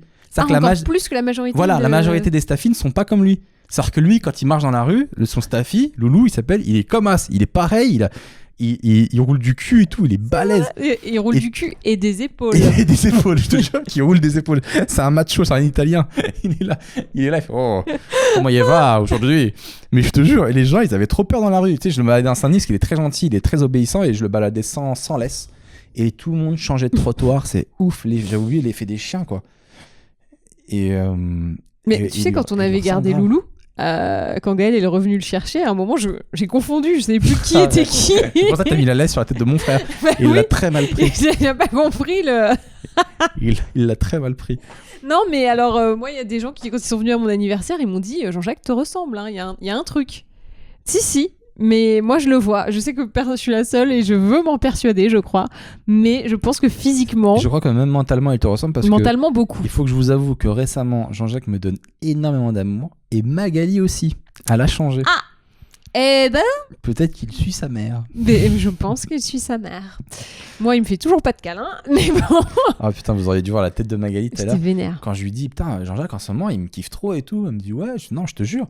Des fois, je l'appelle, il vient, je fais Jean-Jacques. Et là, t'as Jean-Jacques qui débarque, tu vois. Donc, je vois la tête de Magali, il fait, Après, je lui dis, tu sais, c'est bizarre parce que quand je m'allonge, il s'allonge sur moi, il tricote sur moi et tout. Et ça, il le faisait jamais à personne avant. Non. Et elle me dit, mais non, je te jure, dès qu'il me voit m'allonger dans le canapé, je fais, regarde, là, je remets les coussins en place, je m'allonge et je le fais. Et là, t'as Jean-Jacques qui arrive, qui déboule. À la seconde. À la seconde, je m'allonge dans le canapé, il me saute dessus, il me tricote direct tout. La tête de Magali, mon gars, elle était verte. Les Je yeux fais ouverts. tout pour ce chat. Je nettoie son vomi, je vide sa litière, je lui donne à manger et c'est lui qui se tape les câlins. Il faut que tu te poses les bonnes questions parce que c'est le même rapport qu'avec moi. T'es là pour moi, tu me fais à manger et tout, mais Je nettoie ta litière tu et nettoies ton ma vomi. litière, mais tu me donnes pas assez d'amour, tu vois, ce chat, tu le caresses pas assez. Tu Tout connais le pas. Laisse-moi finir. Tu connais pas les points il a des points, ce chat. Je te jure, il a des points. Tu les appuies, il devient ouf. En plus, je joue avec. Je fais tout. L'ingratitude. Ah, c'est l'adolescence. Il a En quel même âge? temps, il me 3-4 surveille ans. la nuit. Il m'empêche de me faire attaquer par les fantômes. Dès que je vais me coucher, il vient. Il se met contre moi. Pas sur moi. Vous laissez même pas. On avait quoi comme autre thème? Alors là, on a un gros thème, les gars. Je voulais en parler la fois d'avant, mais je sais pas si on aura le temps de le faire Si là. le monde est prêt. Doit-on simuler au lit? Parce qu'ici, visiblement, un jour, quelqu'un m'a dit qu'elle avait simulé. C'est arrivé. Je me suis dit, mais comment ça se fait? Je veux dire, normalement, on est dans une relation où je suis là, je donne le paquet, je fais tout pour que... Non, mais je suis à fond. Je fais tout pour que tu sois satisfaite. Comment ça? Je tombe des nues. Mais j'ai l'impression de t'apprendre un truc que tout le monde sait depuis très longtemps. Tout le monde sait que tu simules? Non mais que les meufs simulent, même les mecs simulent. Ce qui est intéressant, c'est que tout à l'heure, tu voulais pas parler de ton ex, et là, t'es là, non mais attends, la simulation, mais moi, c'est un truc encore plus privé. Tout à l'heure, tu voulais pas juste parler Je de ton trouve ex. pas que ce soit... Enfin, c'est pas pareil pour moi. Bref, D'accord. c'est des... Mais la simulation, mine de rien, je vais vous dire un truc, moi je pense que c'est utile. En tout cas pour moi, en tout cas pour les mecs. Parce qu'on aime bien se sentir encouragé. Bah voilà. On aime bien qu'on dise allez, vas-y, franchis la ligne d'arrivée. Mais c'est comme si t'étais au foot et que je te Allez. disais pas vas-y, mets dans la lucarne. Moi personnellement, quand on me parle pas pendant l'amour, ça me fait chier quoi. Je te jure, je m'ennuie. Je dois lui raconter des histoires et tout. Ah oui, Alors voilà. là Elle me raconte sa journée, aujourd'hui on était au boulot, puis à la photocopieuse. Et lui il est là, ah oui, la photocopieuse. Tu l'as filé le dossier ou pas? Tu l'as donné le dossier? Oui. Il y avait plus d'encre dans le tonnerre. Oh oui, il y avait plus d'encre, t'as dû changer le C'est bon, Marie, tonnerre. c'est bon. C'est bon, t'as compris. Ça l'excite. Pas du tout. Ça me gêne en fait. Oh putain. Mais Bah en fait, j'ai un peu l'impression, pour en avoir parlé avec d'autres meufs, que quand dit on la communauté féminine. La communauté féminine dit que quand on sent que nous, c'est mort, on aimerait que ça se termine un peu plus vite. Rapport qu'on a peut-être un épisode de Game of Thrones à rattraper. Donc la simulation serait une porte de sortie en fait. Bah oui, C'est tu genre- croyais que c'était quoi? Ah bah je crois que c'était juste ça te faisait kiffer. De faire semblant? Bah non, mais des fois t'exagères un peu le truc et du coup ça te met plus dans l'ambiance, tu vois. Ah, il y a ça aussi parfois, Bah ouais. mais c'est qui plus est comme une ça que je le voyais. simulation... Parce que c'est vrai que moi j'ai du mal à... Stimulation. C'est exactement ça. Moi, j'aime bien la stimulation, mais j'imagine pas qu'on puisse vraiment ne prendre aucun plaisir et dire ah oui, vas-y, quoi. Non, ce n'est pas possible. Tu l'as fait. Les Oh les mon meufs, Dieu. j'essaie de tenir et de pas révéler la vérité. Oh mon Dieu, Je non. fais ce que je peux. Hein. Je suis pas prêt pour cette vérité, je te jure. Genre, tu prends pas une J'essaie de plaisir. tenir les meufs. Je vous le dis, mais je vais craquer. Arrête. Là, il va me faire avouer la Arrête. vérité. Arrête. Genre, tu prends pas du tout de plaisir. Mais Il y a ça des peut fois- arriver. Il y a eu des fois où pas du tout et genre tu disais ah oui, vas-y. Ah tu vois, ouais, à j'en fond. pouvais plus. Je dis, ah putain, faut que ça se termine là. Ouais, mais je te rassure, c'est pas la majorité du temps. Hein. Au contraire, c'est rare. Tout ça pour en arriver là. C'est, Tout ce podcast. on va dire, Tout une ce qu'on a fois créé. sur 150. Bon, on a même pas fait l'amour 150 fois, toi et moi. C'est pas vrai. C'est un de nos gros problèmes d'ailleurs. On a dû le faire 12 fois depuis qu'on est En ensemble. 5 ans. Non, Oh, bah putain. oui, ça arrive. Écoute, je pense qu'on simule aussi par gentillesse. Parce que, en vrai, on serait un peu. On serait des mecs. Tu sais ce qu'on Madame ferait? est trop bonne. Oui, je sais, merci. Si on était des mecs. Parce que, en fait, qui a décidé que l'acte sexuel devait s'arrêter quand l'homme a joui? L'acte sexuel. L'acte sexuel, oui. Eh oh, il est minuit, hein. Laissez-moi vous parler de l'acte sexuel. Bon, qui a L'acte- décidé? Parce qu'il y a plein de mecs qui font ça, hein. L'acte sexuel, il s'arrête quand l'homme a joui et la meuf, rien à foutre. Donc quand tu es régi par ce truc qui a été instauré par le patriarcat, des Toujours fois, le même. voilà, le fameux, On le Des retrouve dans fois- toutes les affaires. quand toi tu sais que, bon, soit le mec n'a pas la technique, soit mentalement t'es pas dans le truc et que tu sais que ça n'arrivera pas, t'as envie de dire, bon, bah, pour que le patriarcat soit satisfait, on va essayer de faire en sorte que lui jouisse, et comme ça, hop, on simule un petit coup, et on sait que lui est gagnant, et c'est bon. Et c'est terminé. Alors que si on était régi par le matriarcat, qu'est-ce qui se passerait? Dis-moi. Eh ben, on attendrait que la femme jouisse. Du coup, sachant que ça n'arrivera pas parce que l'homme ne sait pas s'y prendre, ou que... Putain. Non, mais il y a deux Oh raisons là qui peuvent... là, ou mon que Dieu. mentalement ça va pas. On sort d'un stéréotype pour en rentrer dans On un autre. dirait, bah je te dis, le matriarcat, c'est pas forcément la bonne chose, le matriarcat. C'est pour moi le Genre, l'homme ne sait patriarcat pas et la s'y matriarcat. prendre. Bah si, Mag. non, si l'homme ne sait pas s'y prendre, ou si mentalement elle est pas dans le truc et que ça n'ira pas. C'est Mais les déjà, deux trucs comment qui font que mentalement ça... tu peux ne pas être dans le truc? Tu te mets dans le truc. À un moment donné, on est dans non, une action. des fois tu peux pas. Tu te mets dedans. Tu dis voilà, même si t'as des problèmes, tu les mets de côté et tu dis là, je vais passer, je vais Faut passer pouvoir. 25 minutes de plaisir, tu vois. Et tu te prends pas la tête. 25 minutes. Hein Là, on arrive dans les blagues de beauf. 25 minutes, Madame Roger. Douche comprise. Ah, arrête. Douche comprise. Ah, putain, t'es devenu ringarde. Douche J'ai fait comprise. exprès. Douche Ah. comprise. Non, mais et si t'étais en matriarcat, eh bien, la meuf ne peut pas jouir, donc on s'arrête. Moi, j'aime beaucoup ce système de simulation-stimulation. Je trouve ça vraiment bien. De simuler pour stimuler les deux. Tu vois, on s'encourage mutuellement et du coup, on arrive au but ensemble. C'est comme pour s'endormir. Des fois, tu fais semblant de dormir pour t'endormir. C'est génial. T'as jamais fait ça? Si. Bah voilà. C'était le conseil du jour pour vous endormir. Je suis Faites semblant de Je suis dormir. resté bouche bée. C'était tellement génial. Je suis bah si. Bah oui, tu vois. C'est vrai, ça. Ah mon dieu, bon écoute. Mais en fait, je trouve qu'on a beaucoup diabolisé la simulation. C'est pas con. Et que finalement, en vrai, je trouve que c'est plutôt sympathique de la part des personnes qui simulent. Parce qu'elles pourraient se dire, bon bah, vu que moi non, bah toi non plus, Bah salut. ouais. Tu me l'as déjà fait, moi, ça. Hein. Bah ouais, C'est horrible. bah voilà. C'est horrible. Je T'aurais t'en veux préféré que je beaucoup. simule. Bien sûr, je t'en veux beaucoup de faire ça. Je trouve ça très égoïste. De dire, bon, moi, j'arrive pas, bon, on arrête. Bah non, on est deux. Bah oui, on est deux. Moi, j'essaye aussi pour toi. Hein. Et des fois, c'est toi qui me dis, bon, bah, laisse tomber. Il me dit, laisse tomber, c'est mort, ça viendra pas. Je dis, bah, ok, bah, moi, je sais que ça va venir, c'est sûr. Non. Je sais plus qui c'est qui fait ça. Ah, j'ai un pote qui s'appelle Rémi Boy, qui est un humoriste qui est très drôle, qui dit, l'orgasme des femmes, il n'est pas comme l'orgasme des hommes. Tu vois, il dit, nous, les hommes, ça vient, et après, ça redescend, c'est fini, quoi. Alors que vous, les femmes, on a l'impression, c'est un truc de ouf. Des fois, vous dites, ouais, je sentais plus mes jambes. Et il dit, nous, bah, on sent toujours nos jambes, en fait. Il n'y a pas eu de moment où. Moi pas qu'il y a des femmes aussi, qui j'ai disent toujours ça. senti mes jambes. Hein. Je pense qu'il Bah, parle je suis plutôt de dégoûté. la péridurale et de l'accouchement. Je suis dégoûté, alors c'est vrai que j'ai mal fait mon travail. Ou alors qu'elle a simulé. En fait, peut-être qu'elle était paraplégique de base et que ça n'a pas... Bon, oui, on arrête avec la simulation, ça me met très mal à l'aise. Ah bon? Ouais, parce que du coup, ça met en évidence le fait que j'ai pas toujours été parfait. Et...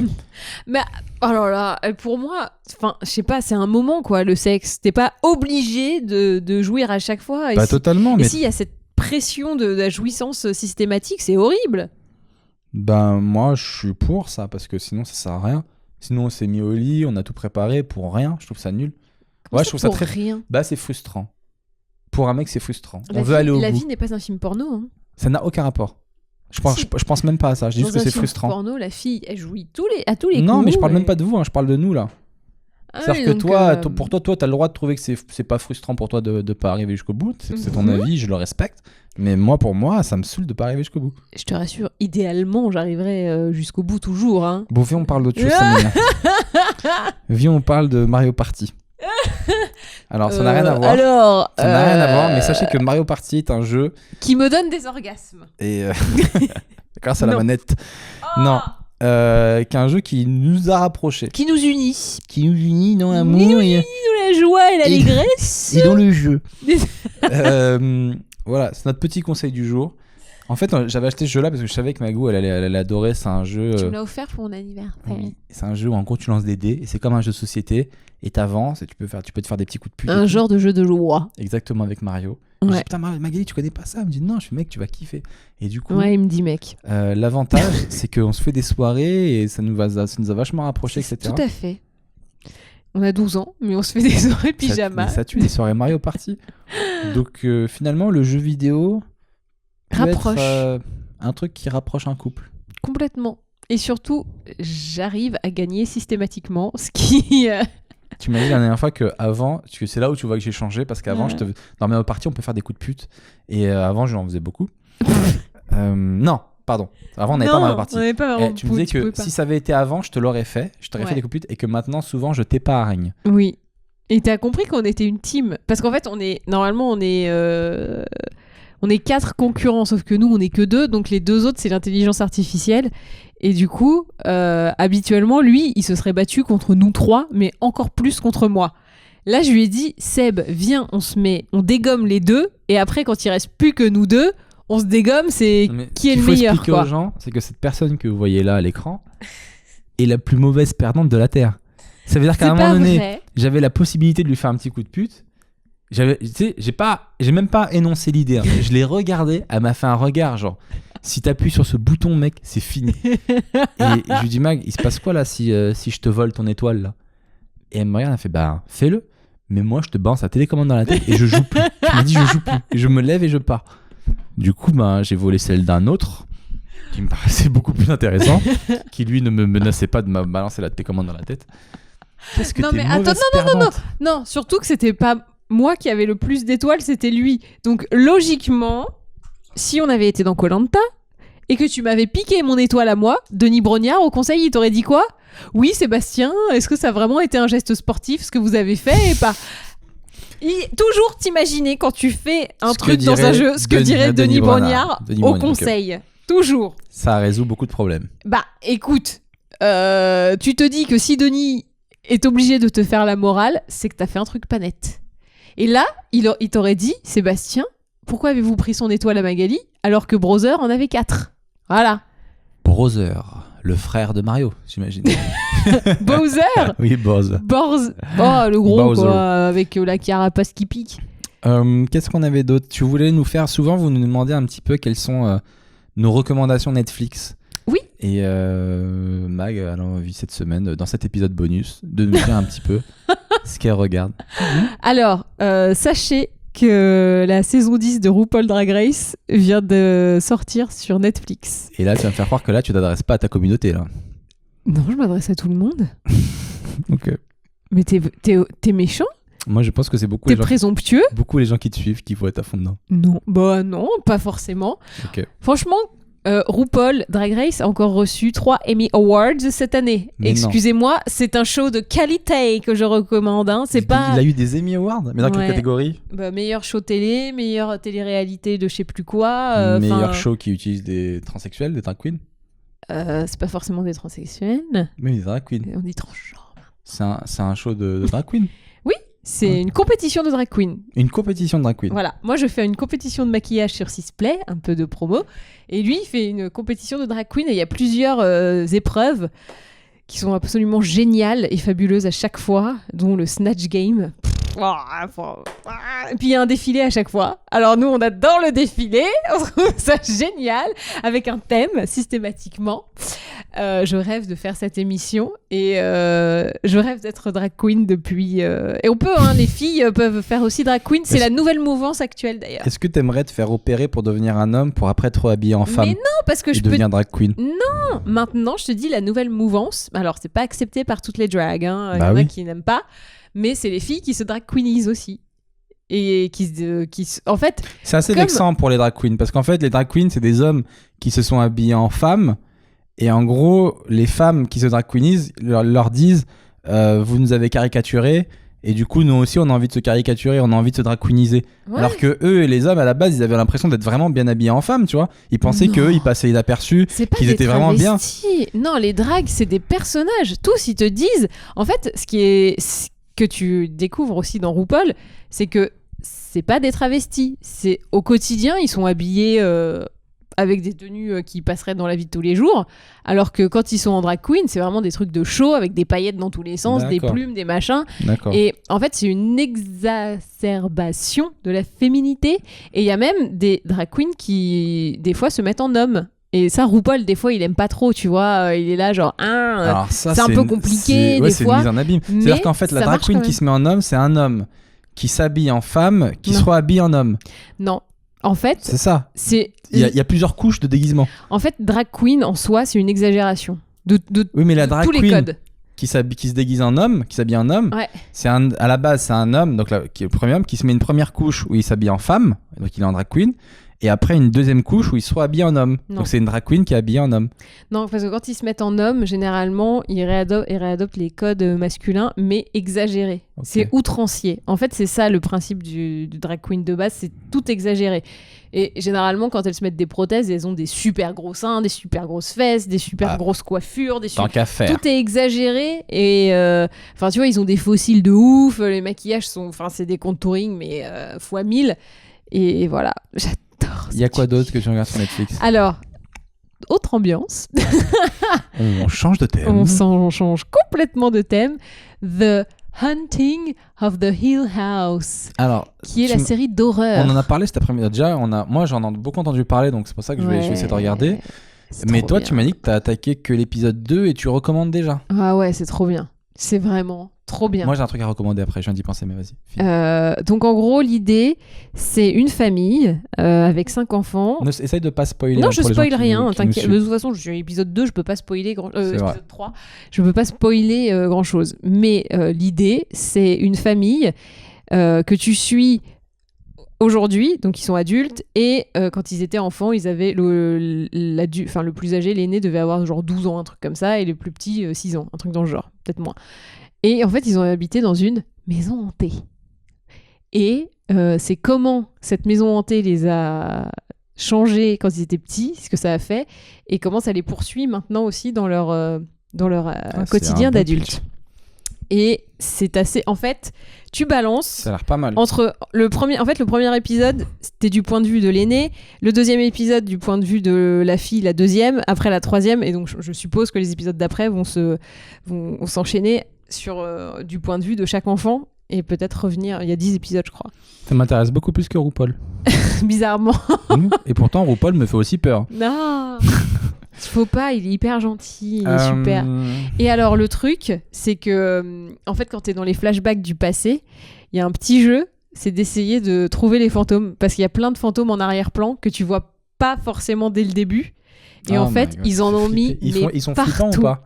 Non, parce que tu les vois sans les voir. En fait, le truc, c'est que cette série, elle est flippante sans être flippante. C'est-à-dire que, tu vois, quand je regarde The Conjuring, j'avais la trouille de dormir le soir et qu'on me tire les pieds, comme dans le film, tu vois.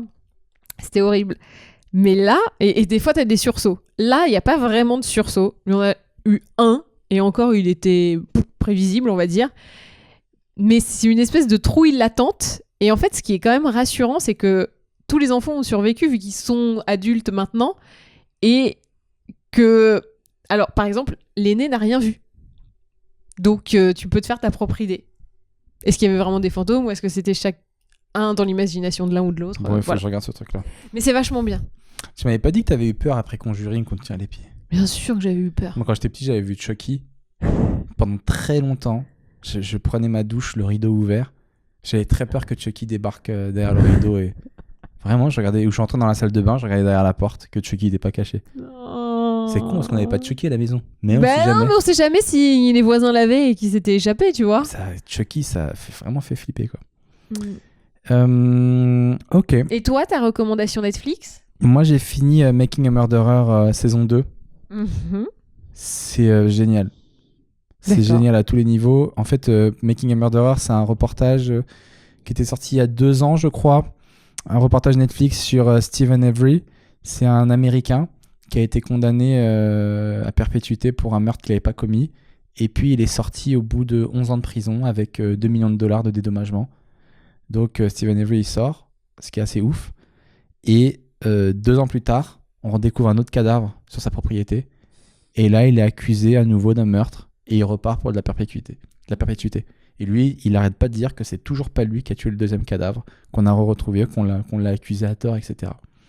Et donc, le premier doc le suit. Au début, on ne sait pas s'il est coupable ou pas coupable, etc. Et on voit ses avocats. On voit à quel point le système judiciaire, il est mal foutu. À quel point le procureur, c'est un enculé. D'ailleurs, il a reçu plein de lettres, il paraît, après la saison 1 et tout. Et Stephen Avery, il a eu plein de soutien, etc. Parce que c'est trouble un peu, tu vois. Ouais. Et la saison 2, ils l'ont tournée l'année dernière. Donc, parce que comme c'est une vraie histoire, ça vit, quoi. C'est la suite donc, c'est la réelle, suite. quoi. Et donc là, Stephen Avery, il a pris une nouvelle avocate qui est une tueur à gages. Elle, à mon avis, après le reportage Netflix, là, elle va m'écrouler sous les demandes. Elle est extrêmement forte. C'est une meuf qui est très dure, une vieille. Elle a une tête qui fait peur, tu vois.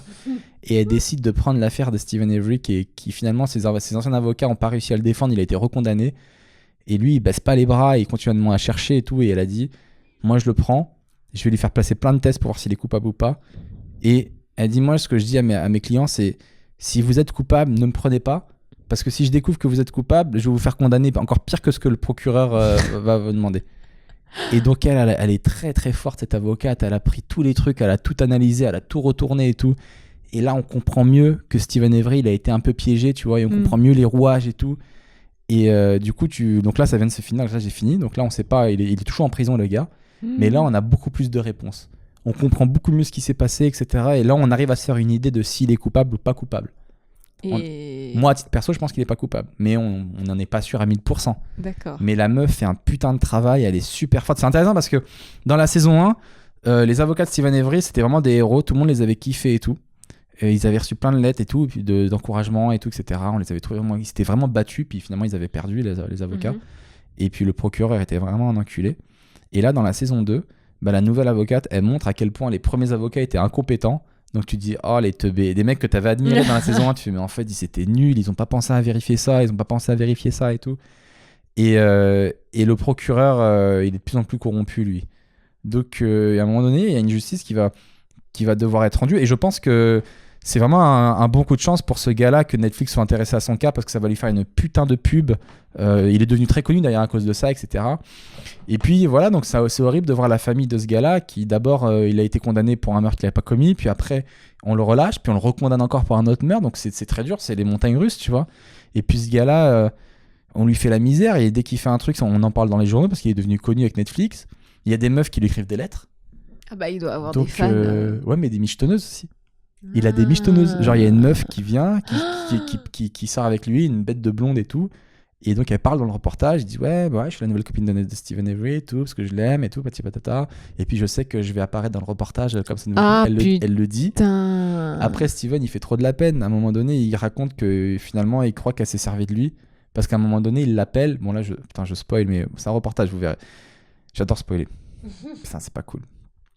Juste ce petit détail, à un moment donné, il appelle sa meuf, là, sa nouvelle meuf, et puis il dit, ouais, je suis saoulé parce que je l'ai appelée et je suis tombé directement en plein dans une émission. En fait, elle était dans une émission de télé, la meuf, et lui, il sait pas, tu vois, elle s'est servie de lui et tout. Et lui, il dit, mais tu gagnes de l'argent grâce à moi et tout. Elle dit, mais je te réponds pas, ça te parle pas. Et donc, en fait, c'est une michetonneuse, quoi. Donc le pauvre gars, sa vie, elle est horrible, quoi. Et du coup, je trouve que c'est vraiment un bon coup du destin que Netflix lui ait fait cette pub. Et du coup, je pense que c'est aussi grâce à Netflix que la super avocate, elle a accepté de le défendre, tu vois, parce que je pense qu'il a pas les moyens de la payer, tu vois. Bah si, il a pas eu ses 2 millions de dédommagements. Ah, peut-être. Et du coup, elle engage tout, elle fait tout. Et elle est vraiment trop forte. Donc, il faut vraiment que vous regardiez ça, parce que je trouve ça totalement badant, Il y a combien d'épisodes? mais assez intéressant. Il y en a 10 par saison. Ouais, et c'est des épisodes d'1 heure. En gros. Ouais, c'est d'une heure. Tu peux un petit peu avancer parce que des fois, il y a quelques petites longueurs. Non, mais des fois, tu vois la mère de Steven qui habitent dans une casse, ils ont pas trop de thunes, tu vois. Elle est là, elle dit ah bah moi, peut-être que je mourrai avant que mon fils sorte et tout. Je le reverrai peut-être plus. C'est un peu badant. D'accord. On y va en Donc, voilà. accéléré alors. C'est le truc que j'ai vu sur Netflix récemment. Bah super. Et j'ai regardé aussi Good Doctor sur TF1. C'est le truc que tout le monde parle, Donc. dont tout le monde parle. Qui, disons clairement, est bien, mais ça n'arrive même pas au quart du dixième de la cheville de Dr House. Ah, on est d'accord. Dr House, c'est loin dans le game. Non, mais c'est vrai. Qu'est-ce qu'on avait d'autre comme sujet à part nos recommandations Netflix cette semaine? On va finir Je avec... commence à avoir les yeux qui se ferment, je vous le cache pas. Hein. T'es carpette Je suis un carpette, putain, cette expression, j'avais l'ancienne. pas entendu depuis hyper Ouais, longtemps. Je suis carpette. Je suis carpette, les gars. On va finir Là, avec je quoi suis, Avec un fait divers que j'ai vu dans les journaux il y a pas longtemps. Est-ce que vous avez suivi cette histoire du mec qui va chez Quick, il prend des frites, dans ses frites il découvre un asticot, donc qu'est-ce qu'il fait? Il le filme, il me met sur les réseaux, tu vois, pour dire que c'est pas normal, et comble du truc, la patronne du Quick a porté plainte contre lui et lui demande de l'argent pour préjudice moral et mauvaise publicité surtout. C'est pas abusé? Mais est-ce que lui, il va porter plainte pour asticot dans frites? Bah, le problème, c'est que c'est dur à prouver, quoi. Parce qu'elle a dit que l'asticot, il était pas là, que c'est pas normal et tout. Comme si qu'on a que ça à faire de ramener des asticots, de les mettre dans un Quick, sérieusement. Mais surtout, il a rien demandé. Il a pas demandé à se faire rembourser et tout. Je sais pas, j'étais pas là. Ah mais, bon non, mais ce qui me choque, ça veut dire que... Enfin, l'outrecuidance de cette meuf, de pouvoir... Excuse-moi, tu viens d'utiliser un mot beaucoup trop compliqué par rapport à l'heure qu'il est. L'outrecuidance. C'est vraiment une discussion de mec bourré. Et je tiens à dire, l'outrecuidance de cette femme... Ah mais il est 1h du matin, je comprends pourquoi ça va pas. Bah oui, ça passe le temps, là. De cette femme qui porte plainte contre lui. Le temps passe. Pardon. Mais du coup, ça te choque ou pas? Bah clairement, d'un côté, je comprends que la meuf se défende, tu vois. Moi, tu me dis, il y avait des asticots dans mon glamour, j'ai envie de te dire, bah non, il y avait pas d'asticots dans ton glamour, c'est pas moi qui les ai mis. Et je comprends qu'elle se défende, tu vois. Bah si, je comprends. Moi, je trouve ça c'est très culotté de sa part. Ça veut dire qu'en gros, si jamais vous découvrez un asticot dans votre truc, ben t'as même pas le droit de te plaindre et de le mettre sur les réseaux. Bah, dans ce cas-là, tu te C'est notre plains liberté. directement au caissier ou à la caissière. Tu dis, bordel, il y a des... Ça se trouve, il l'a fait. Hein. asticots, tu me rembourses et voilà. Ça se trouve, il l'a fait, mais elle est juste vénère qu'il l'ait mis sur les réseaux. Peut-être. Mais en tout cas, bah, lui, c'est déjà de 1, c'est sa liberté. Et puis 2, je trouve aussi que ça fait partie de ton devoir d'informer les autres et de dire n'allez pas là-bas, c'est dégueulasse. Oui, bah tu laisses un message sur Google avec tu sais, les avis sur... Putain, Oui, j'arrive mais plus tu à peux parler, mettre une vidéo sur... Tu fais ce que tu veux, en fait, t'es libre, non? Oui, bah non. Ça veut dire on est non, obligé- t'es pas libre. On est tu obligé peux pas d'aimer, dire... quoi. On peut pas se plaindre, on peut pas Mais- partager notre avis sur les réseaux, on est obligé d'aimer. Bah en fait... J'espère qu'elle va perdre. Non, je te jure. Non, Sinon, mais ça va faire y a ce jurisprudence truc et on va être dans la où t'as merde. pas le droit normalement de dénigrer comme ça publiquement. Sans preuve. Mais il a une vidéo et il montre qu'il y a un asticot dedans. Même avec les preuves, je crois que t'as pas trop le droit. Comment c'est de la diffamation? Mais la diffamation, c'est mentir, c'est affirmer des choses sans preuve. Lui, il montre qu'il y a un asticot dans son truc, il le filme. Je vois pas en quoi c'est pénalisable. J'en sais rien. T'es Franchement, morte. Hein. oui, un Ah, peu. t'es morte. Bon, Je tu sais suis quoi, désolée, mais pour moi, elle a le droit de se défendre et je comprends complètement qu'elle défende son bout de gras et son bout d'asticot également. Mais et bien sûr que d'un autre côté, le mec, en vrai, c'est normal aussi. Enfin, je sais pas, on est à l'ère de Snapchat et d'Insta Bah oui, Story. totalement. Évidemment que si t'as des asticots dans ta bouffe, tu fais oh, les gars, regardez, c'est dégueulasse. Il y avait Évidemment. Il y avait une polémique comme ça, je sais pas si tu avais suivi il y a un an ou plusieurs mois, d'un gars qui avait acheté un poulet rôti dans une charcuterie, je sais plus, en banlieue. Mhm. Il ouvre le poulet, il arrive avec sa famille, donc on voit la vidéo, il ouvre le poulet avec sa famille, avec ses enfants, il donne, et dans l'assiette, le poulet à l'intérieur rempli d'asticots. Plein d'asticots partout qui sortaient du poulet, tu vois. Et donc il l'a filmé, il dit regardez, n'allez pas à cette boucherie, c'est n'importe quoi, nanana. Grosse campagne contre cette boucherie. Et sur les réseaux sociaux, il y a eu une autre campagne pour soutenir cette boucherie, pour dire qu'en fait, c'est une boucherie halal et le gars qui a fait cette propagande-là était un raciste qui fait de la mauvaise pub à cette boucherie pour qu'elle ferme. Donc au final, tu sais pas ce qui est vrai, quoi. Tu sais pas s'il y avait vraiment des asticots dedans ou si c'est pas le gars qui l'avait mis pour faire du mal à cette boucherie. En même temps, quand tu vois la vidéo, il y avait tellement d'asticots que tu te dis, j'ai du mal à croire qu'il ait pu les rajouter lui-même, quoi. J'avais faim, j'ai plus faim là. Ah bah oui, si tu veux gemmer un asticot. En vrai, j'en mangerais des asticots. Mais toi, tu manges tout de toute façon. Sauf Oui. ma. Pardon. Eh ben, les amis, on va arriver au terme de ce podcast. Comme d'hab. T'es choqué. Comme d'hab, on finit toujours le Je podcast suis endormie en fait. avec la question de l'auditeur. Donc, ça veut dire que vous nous envoyez vos questions et on essaye d'y répondre et d'apporter les réponses qu'on peut. Bah là, je peux te dire, avec mon état, ça va être une super réponse. Tu vas lui mettre dans la chatte et puis voilà. Wouh. La meuf est bourrée de sommeil en fait. Alors, la question de Tom qui dit Mag, si Seb devient un homme tronc, est-ce que tu resterais avec lui? Et toi, Seb, c'est du génie ou pas? Ça t'a réveillé direct. Alors? Je m'attendais pas à ça. Bah oui. Si je deviens un homme tronc. En fait, moi, je resterai avec toi si je deviens une femme tronc, mais la question, c'est de savoir est-ce qu'on s'est connus, t'étais comme ça ou pas? Bah non. Parce que je pense que de base, je serais pas trop attiré. Voilà. Mais si t'as un accident et tout, je te laisserai pas tomber. Bah pareil. Après, si... C'est une question. Est-ce qu'on a le droit de... C'est horrible ce que je veux dire. T'allais dire quoi, toi? Non, vas-y. Est-ce que on est obligé de rester fidèle si on sort avec une femme ou un homme tronc? Est-ce que si j'ai envie de sortir avec moi mais j'ai plus de bras et plus de jambes, est-ce que j'ai le droit de t'interdire d'aller voir ailleurs? Sachant que tu m'aimes, hein. Mais je me dis, bon, t'as des besoins et tout. Non, mais... Et moi, j'ai plus de bras et plus de jambes. Mais t'as encore un zizi. J'ai encore un zizi. Ah ouais, ça doit être bizarre quand même. Baiser une femme tronc. Qui c'est qui disait... Il y avait une blague là-dessus. Ah ouais, c'était Damon Wayans dans un de ses stand-up qui disait, moi, j'aimerais bien baiser une femme tronc. Comme ça, je pourrais la poser sur ma bite et je la ferais tourner comme ça.